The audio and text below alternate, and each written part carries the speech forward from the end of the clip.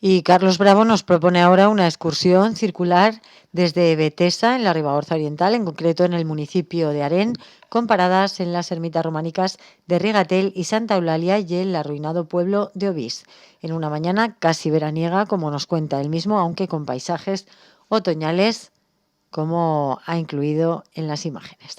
Les dejo con Carlos Bravo y esa circular por Betesa. La Ribagorza Oriental, si quieres. Venga. Bueno, Carlos, cuéntanos dónde vamos hoy. Sí, bueno, hoy vamos a la zona de la Ribagorza Oriental. Aquí lo digo con el artículo porque es un concepto distinto, ¿eh? Sí. Como decimos, la España vacía, ¿no? A la Ribagorza Oriental, a la cara este, o sea, la cara oriental de la Sierra de Sis, donde hemos estado estas últimas excursiones, pero ya en el otro lado, ya hacia la vertiente Belnoguera-Ribagorzana, ya no en la vertiente Belisávina, sino en la vertiente Belnoguera-Ribagorzana. A un pueblo en el que ya no vive nadie fijo, pero creo, porque en el año 18 salían 2 habitantes censados, pero tengo entendido que ahora ya no hay nadie censado, pero que está relativamente arreglado y llega a carretera, que es Betesa. Betesa pertenece al municipio de Arén. Tuvo su propio municipio, pero se integró ya hace un tiempo en el de Arén, que es un municipio muy grande, que tiene un montón de pueblos. A Betesa se llega por carretera, se va por la Nacional 230, es la que va por Benabarre, Arén, y un poquitín más de Arén, un poquitín más arriba de Arén, pasado el desvío de Sopeira a la derecha, pues justo a la izquierda hay un desvío, una carreterita estrecha que lleva fundamentalmente a un par de pueblecitos que se bifurca también en dos. Uno lleva a Betesa, una bifurcación lleva a Betesa y la otra a Santorens. Pues nosotros fuimos hasta Betesa con coche, se puede llegar hasta este pueblo, que desde el desvío hay unos 6 kilómetros. Y de ahí se puede hacer una circular por un PR, más o menos bien marcado, pero no del todo. Hay algún tramo no demasiado que se han perdido un poquito las marcas de pintura, pero en general se puede seguir. Me parece que es el PRU 245. Es una excursión circular, yo ya la había hecho varias veces y la volvimos a hacer el domingo pasado.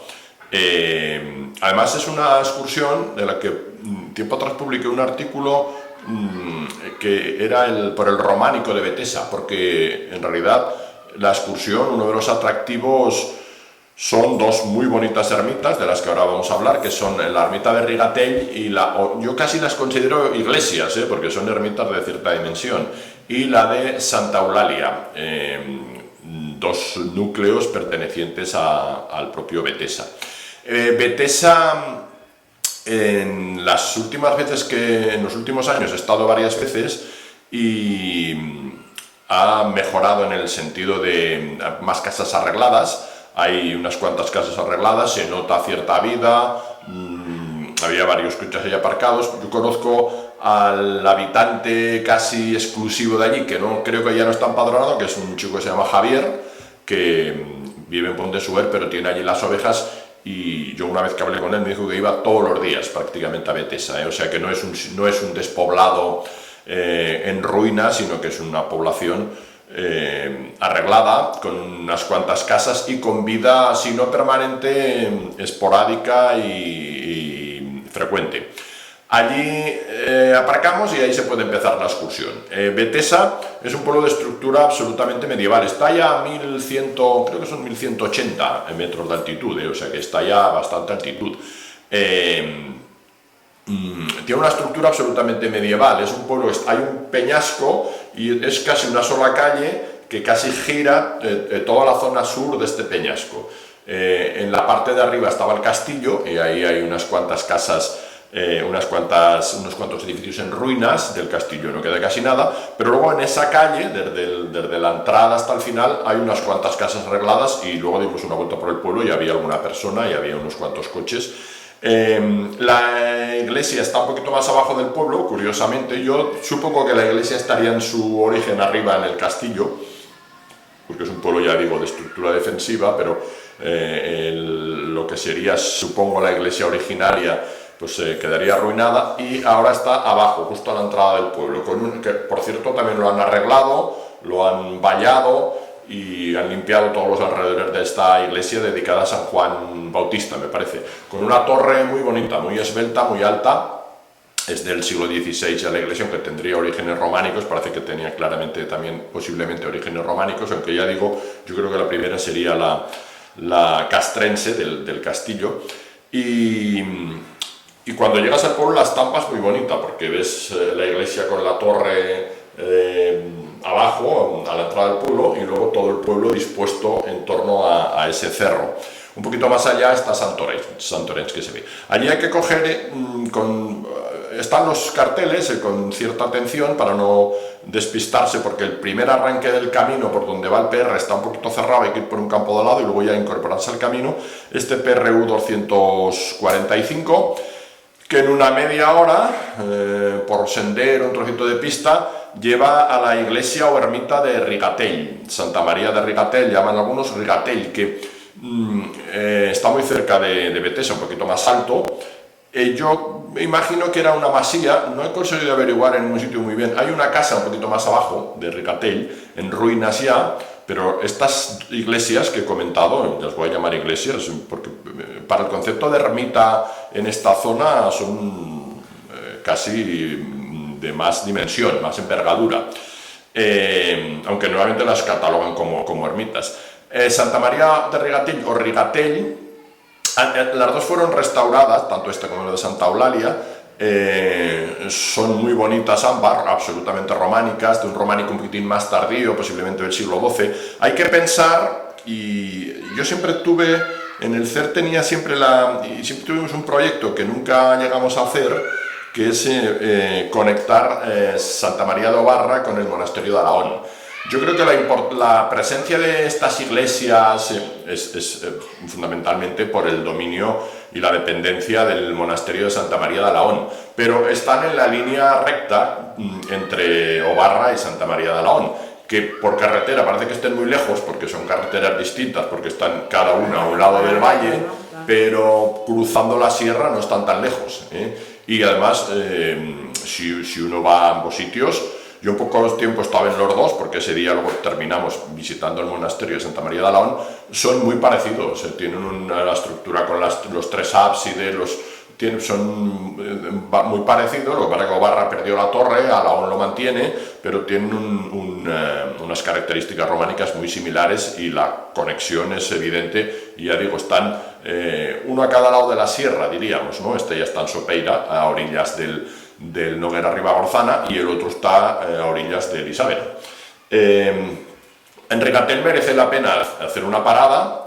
Ahí en la restauración que hicieron hay un pequeño inconveniente estético, porque pusieron como una capa de estas asfálticas, como una tela asfáltica encima del ábside, en el tejado del ábside,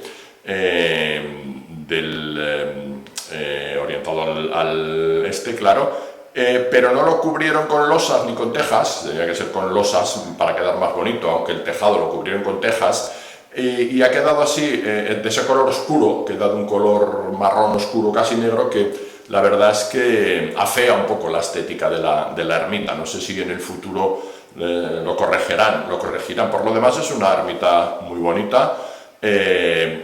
Ambas son bastante altas, como la de Santa Eulalia. Tiene un crismón invertido un poquito más arriba de donde debería estar, que yo creo que es una piedra, lo reutilizaron como una piedra. Y bueno, de aquí procede un muy bonito frontal que está en Barcelona, en el Museo de Arte Nacional de Cataluña. Este no está entre los bienes a devolver, porque al parecer procede de una colección privada y hace mucho tiempo que desapareció. Aquí habría bastante espolio, seguro, en todas estas iglesias, porque esto quedó bastante abandonado en un tiempo. Y este frontal se llama el frontal de la Virgen de la Leche, porque es una pintura, creo que es del siglo XIII, me parece, sobre tabla, pero en la figura central es la iglesia dando de mamar al niño, la Virgen María dando de mamar al niño. Hay unas cuantas, hay toda una escuela y hay durante un tiempo esto una iconografía, la de las vírgenes de la leche. En Italia hay bastantes también.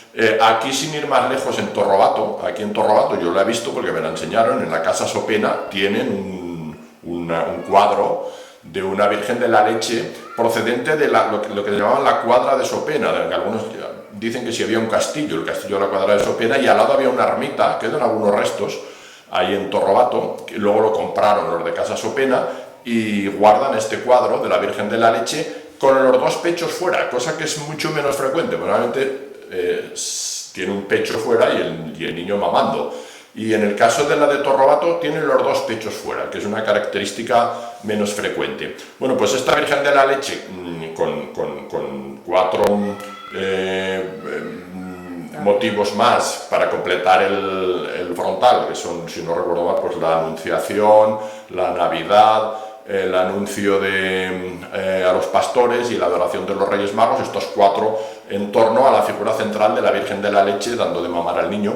Este procede de esta iglesia, de esta ermita de Rigatell. Es una pena que hayan desaparecido tantas cosas, porque esta zona, ya digo, con esta conexión entre Obarra y Alagón, seguro que tenía esta presencia de estas ermitas tan bien construidas, y seguro que tendrían muchas más cosas que han desaparecido con el tiempo. Ahí hicimos una parada y luego ya desde allí pues continuamos, y en media horita más, es decir, una hora desde Betesa, se llega a Santa Eulalia o Santolaria, que también era, sí que es evidente, un despoblado. Se conservan varias casas en ruinas a unos metros de la iglesia está un poquito alejada de lo que era el pueblo. Algunos le llaman Santolaria, pero ahora se ha quedado más lo de Santa Eulalia, pero en algunos sitios lo he leído como Santolaria. Y esta es aún mucho más, o bastante más bonita que la de Rigatell. Esta iglesia de Santa Eulalia es realmente preciosa, es una iglesia de mucho porte, de más envergadura y además muy bella, vaya. La entrada tiene un par de capiteles con un doble arco, tiene el crismón bien, en este caso bien puesto, hay que bajar unos escalones y el interior es bastante grande. Es una iglesia además muy alta, con los techos muy altos y con un par de naves laterales, realmente preciosa, sin ningún tipo de dudas, de las ermitas o iglesias más bonitas del románico ribagorzano. Allí hicimos una parada, ha estado restaurada, o sea, fue restaurada al final de los años 90, y ya no sé si aquí hubo algún retablo, algún tipo de frontal o algo, porque no he documentado por ningún sitio, pero no sería nada de extrañar. Sorprende esto, el porte, la belleza de esta construcción, que ahora han limpiado bastante, es decir, que está allí al lado el cementerio de lo que sería este pueblo de Santa Eulalia, y realmente es un sitio magnífico para hacer una parada. Allí hicimos la parada del desayuno y allí ya hay que coger, justo al lado de la iglesia, seguir por este PR 240 245 me parece que nos lleva ya a Ovís. Ovís ya es otra cosa. En poco más de media hora se llega también a Ovís por un senderete. Ahí ya se va por un sendero, enseguida se ve el pueblo. Llevo unos cuantos años haciendo esta excursión cada cierto tiempo, y bueno, el deterioro de Ovís es tremendo, porque incluso he estado mirando algunas fotos de, por ejemplo, a García Omedes en el año 2005, que tiene las de su románico aragonés, y el pueblo estaba mucho más en pie, las imágenes de la iglesia ya se ve, se ha ido derrumbando mucho, se ha ido cayendo cada vez más. Se va viendo desde el camino, hay que bajar a un barranco prácticamente seco, se cruza, ahora comentaré una anécdota que fue quizás lo más jugoso del recorrido. Se cruza este barranco prácticamente seco y se sube y ya se llega al pueblo. Nuestra idea era ir a un puentecito que hay un poquito más arriba, que había visto ya varias veces, pero bueno, había una oveja allí casi moribunda que apestaba y nos dio un cierto, casi náuseas, nos alejó del recorrido. Una pobre oveja que yo creo que se había quedado descarriada del rebaño, que habrían recogido ya, y realmente estaba casi como moribunda allí, desprendía un olor nauseabundo, y nos dio hasta un poco de corte seguir hacia allí, y entonces este puente yo ya lo había visto, es un puente de un solo ojo que sería un camino relativamente importante o más o menos importante en su momento para subir arriba a la sierra. En Oviedo encontramos a Martin. Yo ya la cuarta o quinta vez que lo veo. Y además me reconoció enseguida y estuvimos hablando mucho rato. Martin es un personaje muy peculiar. Es un checo que lleva allí 10 años. Y yo cada vez que voy digo, estará Martín ahí, pero bueno, ahora ya tengo su correo electrónico, incluso le mandaba alguna vez alguna foto que le he hecho y está allí. Lo voy a comentar porque tampoco hay ningún problema, está ahí un poco de ocupa, pero tampoco tiene más, él está ahí bastante tranquilo en ese aspecto porque el pueblo está en ruina total y ocupa una casa que la mitad está en ruina y él ya pues ha ido ahí descendientes del pueblo, lleva allí 10 años, aterrizó en esa zona y vive allí absolutamente solo. Es un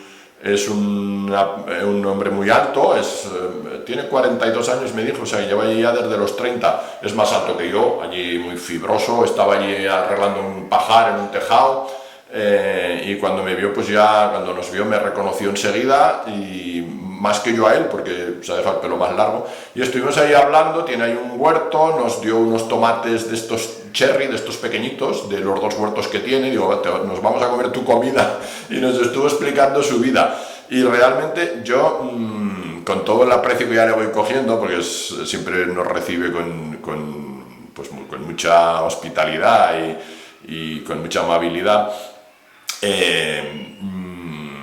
es el caso más extremo de los neorurales que he visto nunca, he visto unos cuantos por ahí por los pueblos, pero no tiene vehículo, no tiene coche, aunque hay un coche de un francés que vivía allí hace unos años que se fue y no ha vuelto, y el coche está ya medio desmantelado, pero él me dijo que no tenía ni carnet, y vive ahí absolutamente solo. Ahora me dijo que tenía una compañera, que no vi, una de las veces anteriores que estuve también me dijo que tenía una compañera que estaba en Madrid, pero que ya no había vuelto. La verdad es que vivir allí es duro, la sensación está de soledad absoluta, pero bueno, él está ahí más de contento, tiene una perrita y estuvimos hablando un buen rato con él.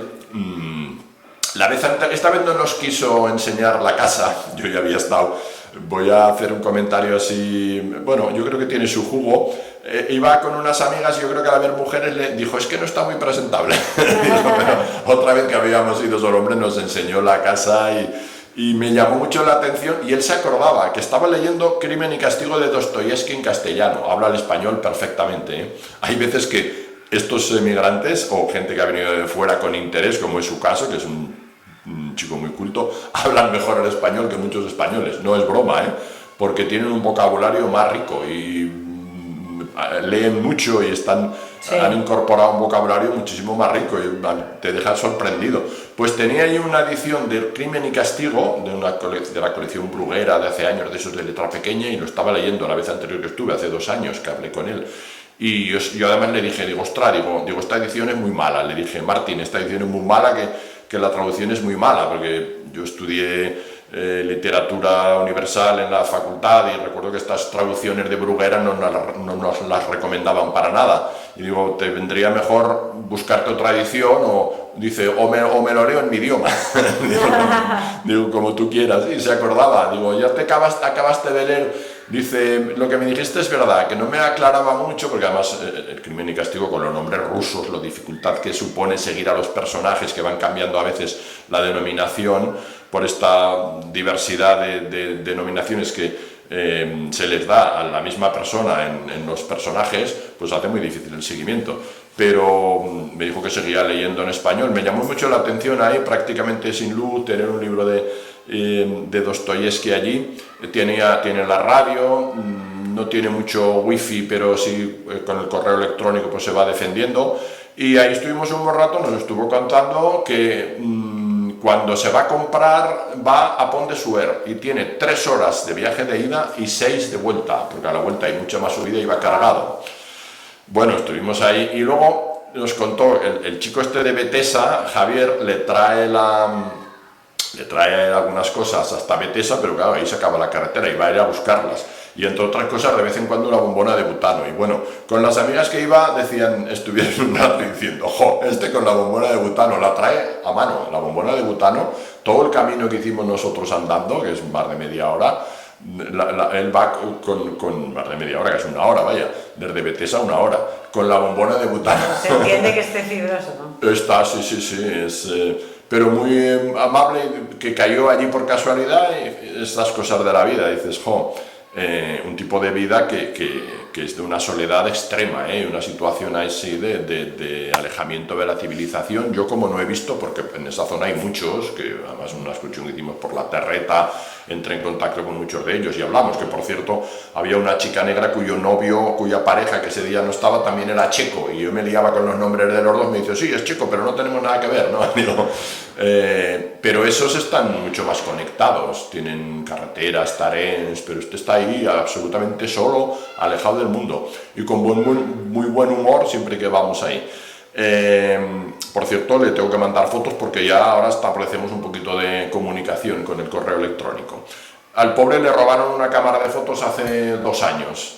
Fíjate tú, estando allí en la casa, bueno, se fue algunos días, pero de vez en cuando se va a hacer algún trabajo y ahora echa una mano a otros amigos nuestros que tienen unas plantaciones de trufas ahí en Santorens. De vez en cuando trabaja y se saca algo de dinerillo, claro, añadido. También hace trabajos de este tipo, ahora eso le va muy bien. Pues en un momento que no estaba en la casa, alguien pasó por el pueblo, husmeó su casa, que la deja abierta, y se le llevó una cámara que tenía. Y me dijo que tenía una cámara de fotos que no estaba nada mal, que se la llevaron. Algún desaprensivo que pasa por allí y aprovecha para robar al pobre que está ahí, que no tiene más que lo justo, ¿no? Pues esto nos contó que le había pasado. Y ahí estuvimos un buen rato con él, nos comimos los tomates de su huerto, que ya le dijimos, pero nos los obsequió ahí con tanta amabilidad, y estuvimos ahí charlando un buen rato, y luego ya nos fuimos, seguimos el camino, el PRU 245, ya hacia abajo, hacia el barranco, por un tramo muy bonito, con mucho más húmedo. Por cierto, nos comentó, tiene ahí agua que coge del barranco y tal, que en los 10 años que iba allí no había tenido nunca tantos problemas como este año con el agua. Sí, están esos barrancos muy secos, absolutamente. Bueno, pues ya volvimos por el otro lado del barranco de Obís, por una zona muy sombría, ese lado es más fresco también para andar, una zona de bosque muy maja, con mucho musgo. Desde allí se ve la situación de Obís, que mucha gente le llama Obís, pero es Obís, con acento en la I, que luego... En realidad, en muchos apellidos yo creo que se derivó en Obis, porque yo conozco gente con el apellido Obis y no Obis, posiblemente le quitarían el acento, pero el nombre del pueblo es Obis. Más arriba de Obis, al parecer, en lo alto de la sierra, había también, quedan restos de una antigua capilla, que creo que era Santa Margarita de Belarte, y al parecer allí, según algunos documentos, ya en el siglo X había un importante castillo, que sería el castillo de Bellasía, luego en lo alto de la sierra de Sis, pero quedan algunas ruinas de esta capilla de Belarta, y esa zona sería una zona a rastrear. Yo creo que Cristian Laglera y no sé si también Paco Martí han encontrado alguna cosa más. De hecho, Cristian Laglera estuvo unos días antes que estuve allí, porque estuve hablando con Martín también de su... Probablemente es una zona muy poco conocida, y esta conexión o barra a Lahón seguro que podría deparar sorpresas de encontrar algo, aunque serían ruinas seguro, porque de lo contrario ya estarían vistas. Desde ahí continuamos, ya bajamos, vimos esta ubicación de Obís por ese lado bastante alto y también muy defensivo. La iglesia, por cierto, de Obís también pasamos, cada vez está más deteriorada, ya puedes pasar por al lado y no darte cuenta de que es la iglesia, porque está ya en ruina total, absolutamente. Se ha ido, se lo decía a este hombre, digo, por la noche de verdad ir aquí, dice, sí, de vez en cuando se cae alguna pared, o se cae, no me extraña, es que se ha caído el pueblo en pocos años absolutamente, están casi todas las casas en ruina, salvo lo que ha arreglado él un poco, y una que arregló que era la escuela. No sé si es la que arregló el francés. Este pueblo tuvo 110 habitantes a principios del siglo XX. Eran 10 casas, bastante poblada, porque sale a una media de 10 habitantes por casa, prácticamente, o más. Pero, claro, se arruinó completamente, absolutamente, y además, por lo que me decía él, pues no aparecía nadie por allí, aunque ahora dice algunos nietos o ya descendientes de alguno de los habitantes originarios vuelven alguna vez en plan así nostálgico, ¿no?, para ver ruinas, porque absolutamente arruinado está todo, salvo el sitio donde vive él, que es una casa que la mitad también está en ruinas. Él vive en la mitad en que no está arruinada. Ya volvimos por el otro lado, pasamos por la Casa Pallás, que también pertenece a Betesa, y es una casa ahí solitaria, una masía, se podría decirse una masía, sí que está arreglada y cada vez más, y de hecho esta vez encontramos ahí una familia, y hay juguetes, un parquecito, es decir, que ahí sí que se llega, ahí sí que, si no está habitada siempre, que no lo está, van con frecuencia y tiene un acceso ahí por pista. Ya encontramos cazadores, encontramos una tablilla de caza y digo, joder, ya hemos topado con los cazadores, empieza ya. Afortunadamente, bueno, vimos la tablilla al revés, porque no sé si nos habíamos metido, no vimos nada de cacería. Y desde allí ya el camino continúa hacia Betesa, pasa por un puente que también han limpiado ahora, un ojo que tiene así como estructura, tiene una estructura medieval, pero no sé si sería posterior, con cierto parecido, pero aquel es más alto al de Obis, al que esta vez no llegamos, pero otras veces sí, y tengo fotos de él. Y desde aquí el camino, el PR sube, yo otras veces había ido, una vez me metí por ese camino y casi acabo con un montón de arañazos, bueno, sin casi, acabé con un montón de arañazos porque está un poco cerrado. Esta vez me pareció que lo habían limpiado y un poco lo han limpiado, aunque se vuelva a cerrar.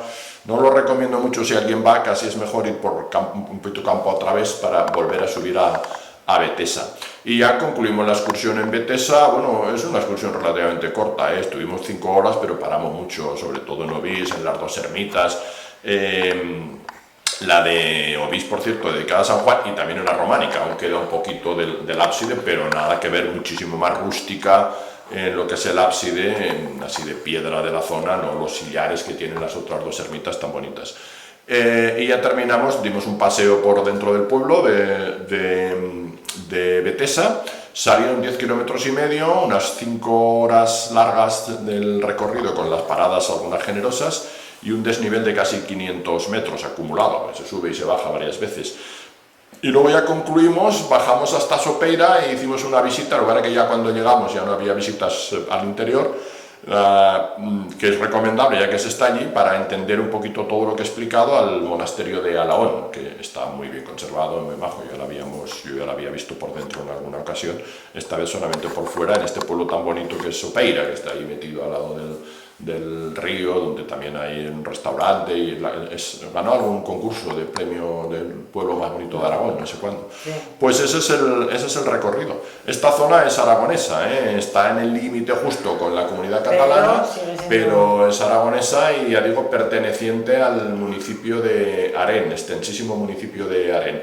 De todas maneras, lo estuvimos mirando con Joaquín Sesé hace unos cuantos años, el famoso quinón de Capella, me acuerdo que fuimos los dos Bareved, al final no cuajó porque no pudimos conectar bien, que tuvimos siempre la idea, en esta idea que yo llevaba en la cabeza de hacer la excursión de Obarra a Alaón, conectamos un trocito desde Castrocid, recuerdo que cogimos un camino para conectar con una pista que luego baja desde lo alto de la Sierra de Sis, desde Calvera a Castrocid, hay una pista que baja hasta Betesa, es decir, que la conexión entre estos... Y de hecho, el otro día que estuvimos hablando aquí de la ermita de la Virgen de Sis, pues creo que cuando se habla de los pueblos que iban a la romería de la Virgen de Sis, y de los que incluso los 6 pueblos que dicen que dan nombre a Sis, como 6, que parece que no es cierto porque en muchos documentos aparece Cis con C, pero 2 de ellos eran Obis y Betesa, es decir, que de estos pueblos iban a la romería de la Virgen de Sis. Por cierto, a Rigatel sí que han recuperado la romería, se hacía una romería en mayo y ahora creo que la hacen el 15 de agosto, que es un poco fiesta ahí en Betesa. Pues ese es todo el recorrido, una propuesta... Terminamos hablando de... Sí. Una propuesta por una zona poco conocida. Sí, la próxima excursión del CER va a ser bastante cerca de aquí. De hecho, nuestro amigo Martín iba a buscar cosas a Pont de Suert, pues bueno, ahí va a empezar la excursión del próximo sábado, porque en este caso es sábado, empezamos el programa, no, sino el sábado será 15, me parece, 15 de octubre, sábado 15 de octubre, porque es que he visto el cartel hace un momento casi, no lo tengo muy memorizado, es una excursión desde Pont de Suert por la falleda del Malpàs, que es la falleda es un hayedo. Estuvimos hace unos cuantos años, la falleda del Malpàs y el pico Malpàs o Malpaso. Malpàs, en Benasque hay un Maupàs. Estuvimos hace unos cuantos años y lo recuerdo como bastante bonita, esta falleda, que es un hayedo y por lo tanto un sitio atractivo ahora para disfrutar del cromatismo y los colores del otoño.